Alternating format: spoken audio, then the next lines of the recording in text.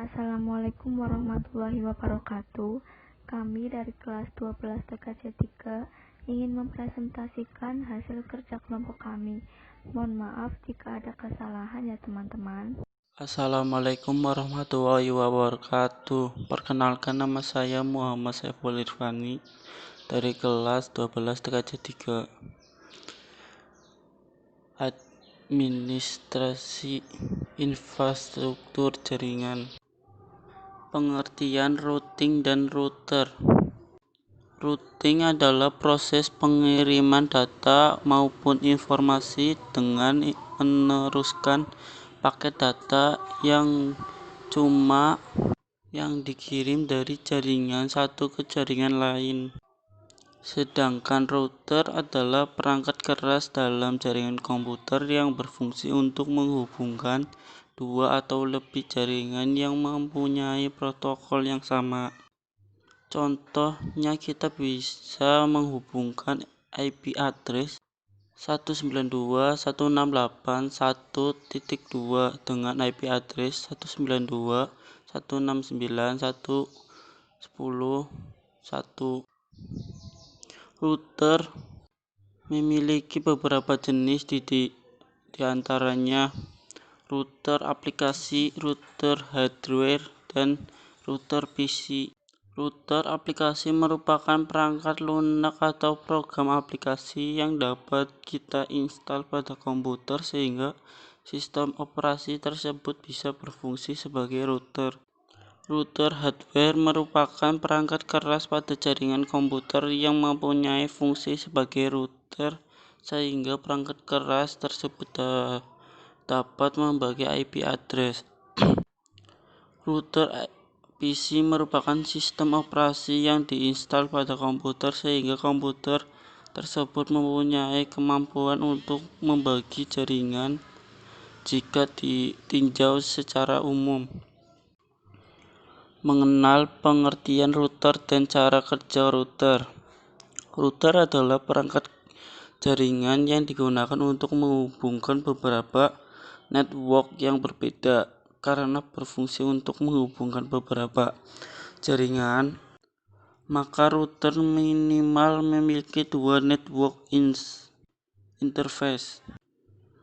Gambar di atas merupakan salah satu contoh router yang MikroTik RB750 yang merupakan router dengan ukuran kecil dan harga yang terjangkau, sekitar 350 ribuan, yang dapat digunakan untuk keperluan koneksi jaringan internet di rumah, warnet, atau di kantor.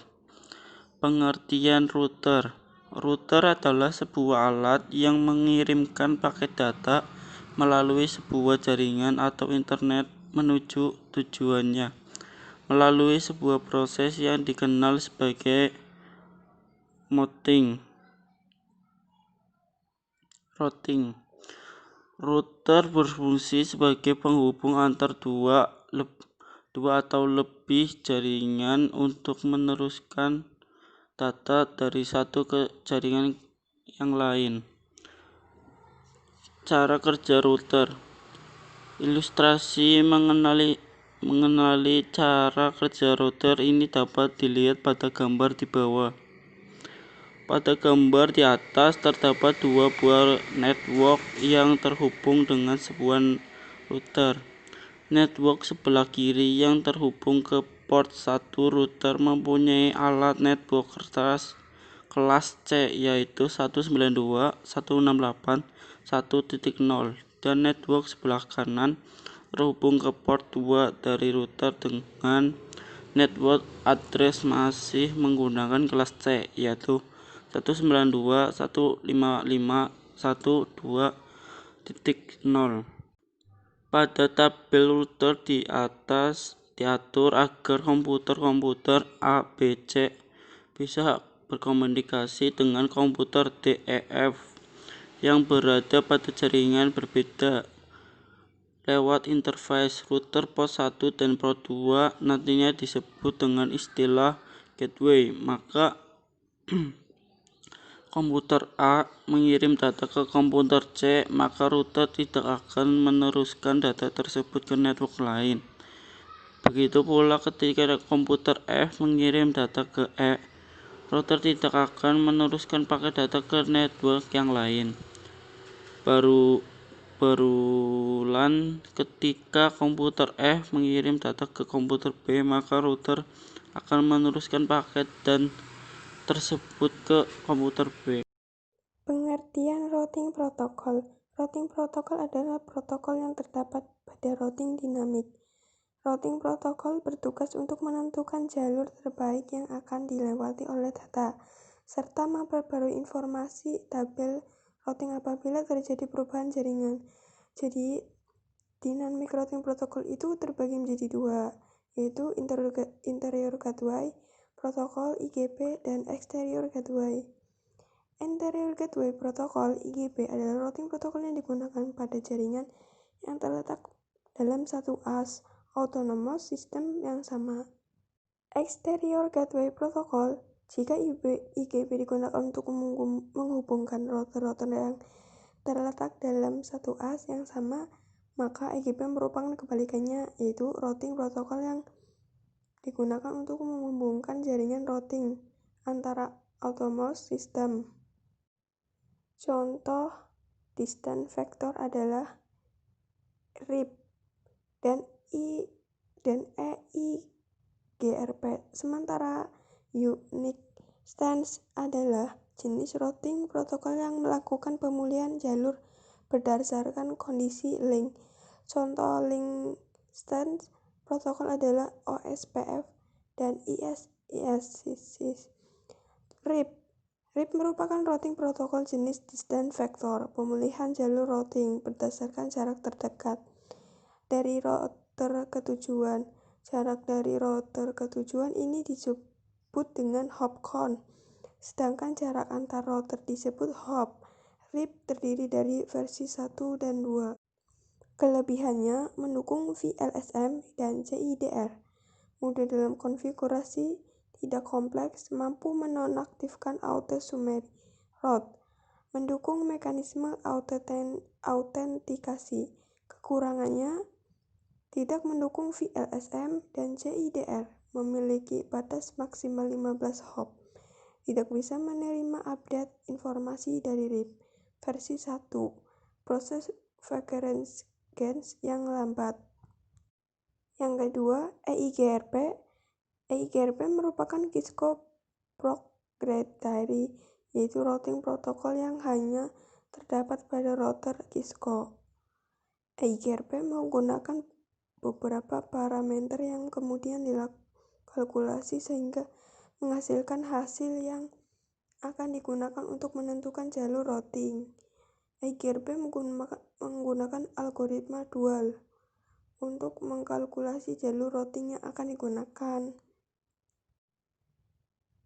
Kelebihan mendukung VLSM dan CIDR, memiliki hop count maksimal 224, proses konfigurasi yang cepat, memiliki jangkauan network yang lebih luas dari RIP. Kekurangannya merupakan Cisco proprietary sehingga hanya dapat digunakan pada router Cisco, melakukan update informasi terus-menerus, menggunakan lebih banyak browser routing. Yang ketiga, OSPF merupakan link stance routing protokol yang dimana pemulihan jalur routingnya menggunakan kondisi link. OSPF akan memberikan harga untuk setiap link yang ada. Kelebihannya digunakan pada jaringan berskala besar, mendukung VLSM dan CIDR, tidak memiliki batasan pada hop count, merupakan open standar protokol sehingga bisa digunakan pada vendor yang berbeda, proses konfigurasi yang cepat, mendukung mekanisme autentikasi, hanya melakukan update ketika terjadi perubahan jaringan. Yang keempat, yang kekurangannya mengkonsumsi banyak resource, membutuhkan perencanaan dalam pendesain dan mengimplementasikan dalam jaringan. Selanjutnya, saya Rizka Amelia, absen 30, akan melanjutkan penjelasannya, yaitu yang keempat, ISIS. ISIS merupakan link state routing protokol yang termasuk dalam kategori IGP. Untuk kelebihannya, satu, memiliki keamanan yang lebih terhadap informasi routing update. Yang kedua, mendukung VLSM dan CDR. Yang ketiga, convergence yang tepat. Keempat, scalable. Dan yang kelima, hanya melakukan update ketika terjadi perubahan jaringan. Untuk kekurangannya hanya satu, yaitu satu, konfigurasi lebih rumit. Selanjutnya, untuk yang kelima, BGP atau Border Gateway Protocol. BGP merupakan satu-satunya routing protokol yang berfungsi sebagai exterior gateway protocol. Untuk kelebihannya, lebih powerful dari routing protokol yang lain karena BGP berfungsi sebagai exterior gateway protocol. Dan yang kedua, mendukung VLSM dan CDR. Untuk kekurangannya hanya satu, yaitu konfigurasi yang lebih kompleks. Kemudian default route. Apa itu default route? Default route adalah jalur default untuk paket yang mempunyai alamat network tujuan tertentu tetapi tidak dapat di routing table atau router yang disinggahi. Biasanya, default route didefinisikan dengan alamat 0.0.0.0/0. Pengguna default route digunakan untuk melakukan routing terhadap banyak IP yang tidak memungkinkan untuk dimasukkan satu persatu. Untuk kelebihan dan kekurangan dari default route, kelebihannya konfigurasi yang cukup simpel. Cukup memasukkan satu perintah, maka semua route akan dapat dilewati. Untuk kekurangannya, terdapat routing yang tidak diperlukan karena default route kemungkinan semua router akan menerima routing yang tidak diperlukan. Hal ini dapat menaikkan penggunaan hardware dan membuat router menjadi lebih lemot atau lelet. Multiple gateway. Kebutuhan untuk gateway per jaringan telah muncul dari kebutuhan untuk mendukung jaringan host lain, bukan jaringan VM. Di samping yang manajemen, microtik bridging atau pengertian dan konfigurasi dasar. Pengertian bridging adalah suatu teknik untuk menggabungkan beberapa interface router menjadi satu segmen jaringan. Jika menerapkan teknik bridging ini, nantinya cara kerja router bisa diibaratkan seperti switch. Agar lebih jelas, bisa lihat gambar topologi teknik bridging di bawah ini ya. Terima kasih. Bisa kita lihat gambar di atas. Jika kita menerapkan teknik bridging, maka semuanya akan terhubung hanya dengan satu network.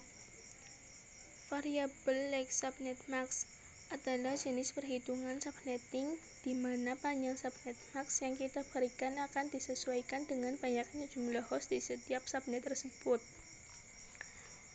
Ada dua teknik perhitungan subnetting. Yang pertama, fixed length subnet max, yang kedua, variable length subnet max. Teknik subnetting dengan fixed length subnet max dari IP space 192.168.10.0/24 berarti kita punya 254 lebar host yang bisa dihitung-hitung atau dialokasikan. Notasi GERT Cluster Interdomain Routing merupakan suatu cara yang memungkinkan kita untuk mengalokasikan IP address sesuai dengan kebutuhan jaringan. Berikut adalah tabel notasi GERT yang mungkin bisa kamu hafalkan.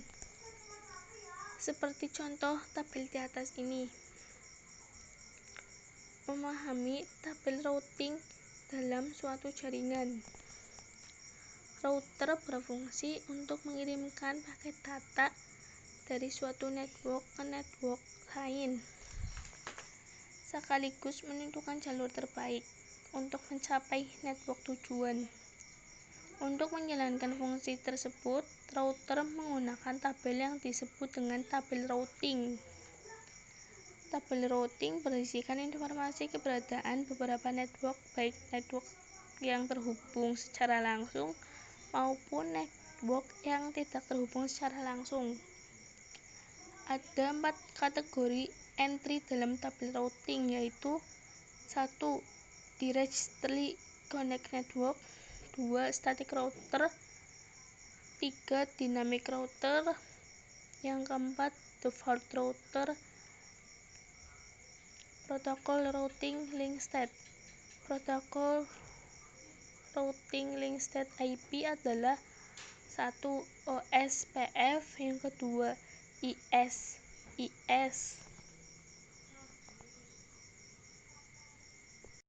Untuk selanjutnya yaitu double tap to add title. Default router.